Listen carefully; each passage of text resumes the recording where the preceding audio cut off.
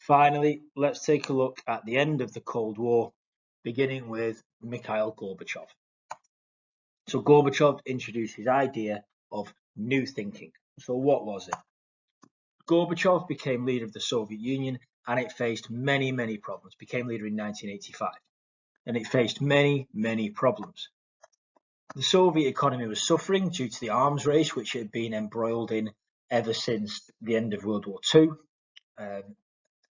exacerbated, made worse by SDI, announced by Ronald Reagan. It's also involved in the Afghan war, which is costing it £8 billion a year, and opposition and unrest in the Soviet Union had increased and was having to be squashed by the secret police.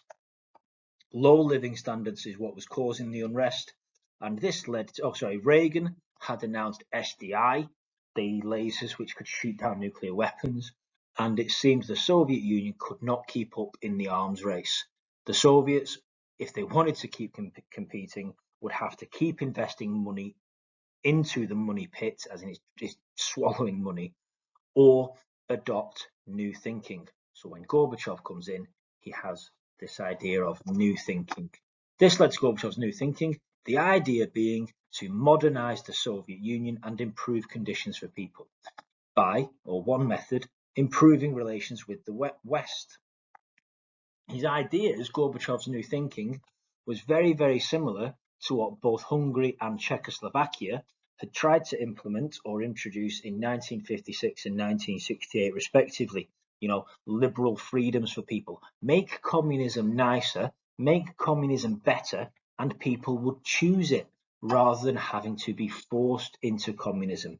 In summary, Gorbachev wanted to make communism more desirable so people would opt for it. If we make it better, people will vote for it, is what he believed, rather than having it forced upon them. So one thing he introduces, one policy which is part of his new thinking, is perestroika. We're going to reform the economy and state to include some practices, some elements of capitalism which made it successful, such as competition within business, which would generate wealth. The problem with this, some hardcore communists, like old-fashioned communists, see this as a betrayal of the communist regime, as they see it as an admission that communism doesn't work. Another policy that is part of Gorbachev's new thinking is glasnost or glasnost, meaning openness, transparency. The word glass is in there. Openness and transparency. We will have less corruption in government, so you can have opposition to the government, and people should not fear having an opinion. You'll have freedom of speech. We've seen these ideas before. These ideas are the same things which Hungary and Czechoslovakia had tried to introduce in 56 and 68, but had been crushed for trying to introduce. He also says that Soviets would stay out of domestic affairs within other communist countries. He said, if you're communist, if you're one of the satellite states, you will have more freedoms from Moscow. We won't tell you what to do as much. And we will also withdraw from withdraw from Afghanistan.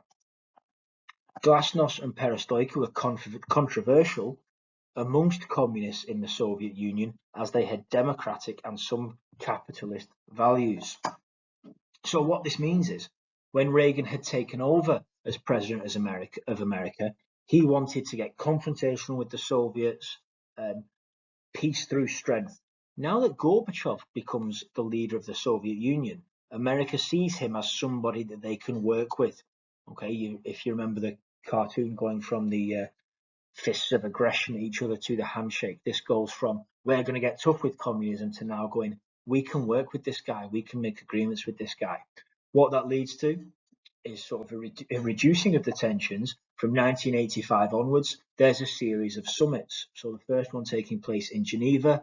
There's no formal agreement made, but clearly here there is a mutual, as in from both sides, desire to improve the relations. The next meeting takes place in Reykjavik. Gorbachev proposes phasing out nuclear weapons, but no formal agreements between the countries are made. So he says, should we take a look at our nuclear weapons? And they go, yeah, we could do, but they don't make any agreements yet. But again, it's this building on the good relations and showing good faith and continuing to meet. 1987, they meet in Washington. You can see how these relations are improving by the fact that the first two take place in neutral countries, and now they're actually visiting each other's countries. So 1987, they meet in Washington. The Intermediate Nuclear Force Treaty said both countries would abolish land-based missiles within a range of 500 to 5,000. With a range of 500 to 5,500 kilometers. This is then repaid by America visiting Moscow in 1988, at which point Gorbachev announces there will be a reduction in Warsaw Pact troops and Soviet troops would leave Afghanistan, the end of the Afghan war, a clear de-escalation in Cold War tensions. The final meeting takes place in 1989 in Malta. Many see this as marking the end of the Cold War. Both sides wanted peace and a relationship of cooperation between the East and West, and effectively that's the end of the Cold War.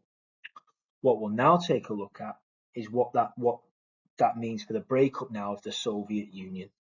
What happens after? We start to see the dismantling of the satellite states and the end of the Soviet Union. So the Brezhnev Doctrine is dropped. If you remember the Brezhnev Doctrine, that was where you'll be told what to do by Moscow and we'll interfere militarily if you don't do what you're told. That's dropped.